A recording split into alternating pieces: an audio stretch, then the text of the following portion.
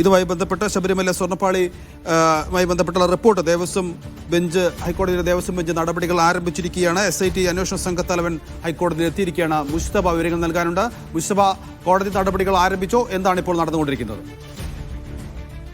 Justice രാജ വിജയരാഘവൻ അധ്യക്ഷനായ Devaswom bench ഇപ്പോൾ ഹൈക്കോടതിയിലെ ഈ കേസ് പരിഗണിച്ചുകൊണ്ടിരിക്കുകയാണ്. കോടതി നടപടികൾ ആരംഭിച്ചു.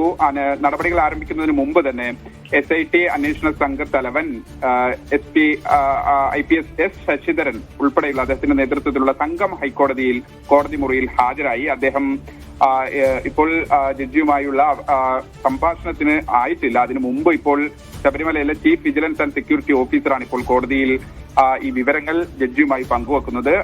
നമ്മൾ മനസ്സിലാക്കുന്നത് റിപ്പോർട്ട് മുദ്രവെച്ച കവറിൽ ഹൈക്കോടതിക്ക് മുമ്പാകെ സമർപ്പിച്ചിട്ടുണ്ട് എന്നാണ്. ഈ റിപ്പോർട്ടാണ് ഇനിയിപ്പോൾ SITക്ക് കൈമാറുകയും നേരത്തെ തന്നെ SIT ഹൈക്കോടതി തന്നെ കോൺസ്റ്റിറ്റ്യൂട്ട് ചെയ്തതാണ്. ഇനി ഈ റിപ്പോർട്ടിന്റെ അടിസ്ഥാനത്തിലാണ് അന്വേഷണം മുന്നോട്ട് കൊണ്ടുപോകേണ്ടത്. മാത്രമല്ല സ്വതന്ത്രമായ ഏതൊക്കെ തരത്തിലുള്ള അന്വേഷണമുണ്ടോ ആ അന്വേഷണത്തിലേക്കൊക്കെ വിശാലമായി തന്നെ SITക്ക് കടക്കാം. പക്ഷേ ഇപ്പോൾ പ്രാഥമികമായി ശബരിമല അല്ലെങ്കിൽ തിരുവിതാംകൂർ ദേവസ്വം ബോർഡിന്റെ തന്നെ വിജിലൻസ് അവർ കണ്ടെത്തിയ പ്രാഥമികമായ ഗുരുതരമായ ചില ക്രമക്കേടുകളുണ്ട്. അതുകൂടി പരിശോധിക്കേണ്ടതായി വരും. അതിന്റെ ബേസിൽ നിന്നുകൊണ്ടായിരിക്കും ഈ അന്വേഷണം മുന്നോട്ട് കൊണ്ടുപോവുക. സ്വാഭാവികമായും ആ റിപ്പോർട്ട് ഇന്ന് SITക്ക് കൈമാറും. ആ റിപ്പോർട്ടിലെ പ്രാഥമികമായ ചില കണ്ടെത്തലുകളിലാണ് ഗുരുതര ക്രമക്കേടുകൾ ഉണ്ട് എന്ന് തന്നെ കഴിഞ്ഞ തവണ ഈ കേസ് ലിസ്റ്റ് ചെയ്യാനിട്ട് പോലും പ്രധാനപ്പെട്ട ചില കാര്യങ്ങൾ കോടതിക്ക് മുമ്പിൽ ധരിപ്പിക്കാനുണ്ട് എന്ന് കണ്ട് അന്ന് പെട്ടെന്ന് തന്നെ കോടതിക്ക് മുമ്പിൽ എത്തുകയും ഇടക്കാല റിപ്പോർട്ടിലെ ഫൈൻഡിങ്സ് കോടതി അറിയിക്കുകയും ചെയ്തത്. അതിന്റെ അടിസ്ഥാനത്തിലാണ് അന്ന് SIT ഫോം ചെയ്യുകയും ചെയ്തത്. എന്തായാലും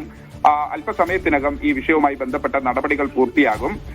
ദേവസ്വം ബെഞ്ച് ഇപ്പോൾ ഈ ദേവസ്വം വിജിലൻസ് ആൻഡ് സെക്യൂരിറ്റി ഓഫീസറുമായി കാര്യങ്ങൾ സംസാരിച്ചു കൊണ്ടിരിക്കുകയാണ്. ഈ അന്വേഷണ റിപ്പോർട്ട് പരിശോധിക്കുകയാണ്. എന്തായാലും ഈ റിപ്പോർട്ട് പരിശോധിച്ചതിന് ശേഷം അത് SITക്ക് കൈമാറും. ഇത് സംബന്ധിച്ച് SIT അന്വേഷണം ഏറ്റെടുക്കുകയും അതുമായി ബന്ധപ്പെട്ട ഹൈക്കോടതിയുടെ ഒരു ഉത്തരവും ഇന്നുണ്ടാകുമെന്നാണ് മനസ്സിലാക്കുന്നത്. നൗഫൽ.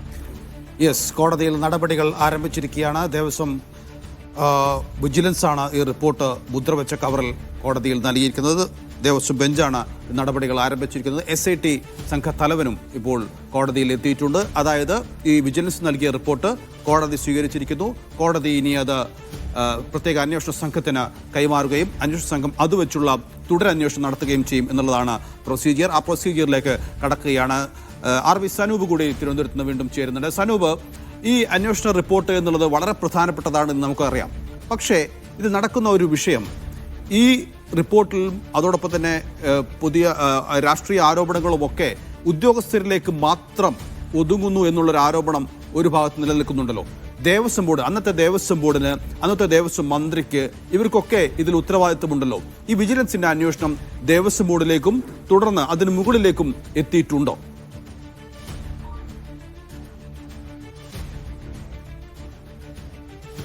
ഉദ്യോഗസ്ഥലത്തിൽ മാത്രമായിട്ട് ഇത് ചുരുക്കാനുള്ള ഒരു വ്യഗ്രത ഉണ്ട് എന്ന് വേണമെങ്കിൽ നൗഫൽ പറയാം. കാരണം ഈ ആദ്യം ഘട്ടത്തിൽ തന്നെ ഇതിൽ അന്നത്തെ ദേവസ്വം ബോർഡ് പ്രസിഡന്റായിരുന്ന A പത്മകുമാർ അദ്ദേഹത്തിന്റെ വാക്കുകൾ നമുക്കറിയാം. അദ്ദേഹവും കിടന്ന് ഉരുണ്ട് മറിയുന്ന കുറേ കാര്യങ്ങൾക്ക് നമ്മൾ കണ്ടത്. പക്ഷേ ഇപ്പോഴത്തെ ദേവസ്വം ബോർഡ് അതിലേക്കൊന്നും പോവാതെ തന്നെ ഈ പ്രാഥമിക അന്വേഷണ റിപ്പോർട്ട് വന്ന ഉടൻ തന്നെ ഈ പറയുന്ന അന്നത്തെ അഡ്മിനിസ്ട്രേറ്റീവ് ഓഫീസറായിരുന്ന മുരാരി ബാബുവിനെ സസ്പെൻഡ് ചെയ്യുന്ന നടപടിയിലേക്ക് പോവുക മാത്രമാണ് ചെയ്തത്. അതൊന്നാമത്തെ കാര്യം. രണ്ടാമത്, സർക്കാരിനും ദേവസ്വം ബോർഡിനും ഇത് രാഷ്ട്രീയമായിട്ട് മാറ്റാൻ വേണ്ടിയുള്ള ശ്രമം ഈ പ്രതിപക്ഷത്തിന്റെ ഭാഗത്തൊക്കെ നിന്ന് വന്നെങ്കിലും അവർ ആരും തന്നെ ഈ പഴയ ബോർഡ് അംഗങ്ങളെയോ അല്ലെങ്കിൽ ബോർഡ് പ്രസിഡന്റുമാരെയോ ഒന്നും തന്നെ ഈ പരാമർശിക്കാതെ പകരം ഈ മന്ത്രിയെ പോലും പരാമർശിക്കാതെ പകരം ഈ ഉണ്ണികൃഷ്ണൻ പോറ്റി മാത്രം കേന്ദ്രീകരിച്ചുകൊണ്ട് ഈ തട്ടിപ്പ് പോയി എന്ന് വരുത്തി തീർക്കാനുള്ള ശ്രമമായിരുന്നു. എന്തായാലും ഈ ഉദ്യോഗസ്ഥർ അതിനോടൊപ്പം തന്നെ ഉണ്ണികൃഷ്ണൻ പോറ്റി ഈ രണ്ട് വിഭാഗത്തിൽ മാത്രമായിട്ട് ഈ കേസ് കൊണ്ടുപോകാനുള്ള ശ്രമം വളരെ വലിയ രീതിയിൽ സർക്കാരിൻ്റെ ഭാഗത്തു നിന്ന് ഉണ്ടാവുന്നത് നമ്മൾ കണ്ടതുമാണ്. അതുകൊണ്ടാണ് VN വാസവൻ അടക്കം ഒരു ഘട്ടത്തിൽ പോലും കടകംപള്ളിയുടെ പേര് പറയാനോ അല്ലെങ്കിൽ അന്നത്തെ ദേവസ്വം ബോർഡ് പ്രസിഡന്റായിരുന്ന A പത്മകുമാറിന്റെ പേര് പറയാനോ ഒന്നും തന്നെ തയ്യാറായില്ല. തുടക്കം മുതൽ തന്നെ A പത്മകുമാറിന്റെ പ്രതികരണങ്ങൾ നമ്മൾ കണ്ടതാണ്. ഇത് എങ്ങനെയെങ്കിലും ചെമ്പാക്കി മാറ്റുക എന്നുള്ള ഒരു ലക്ഷ്യം വെച്ചുകൊണ്ട് തന്നെ അദ്ദേഹം പറയുകയായിരുന്നു.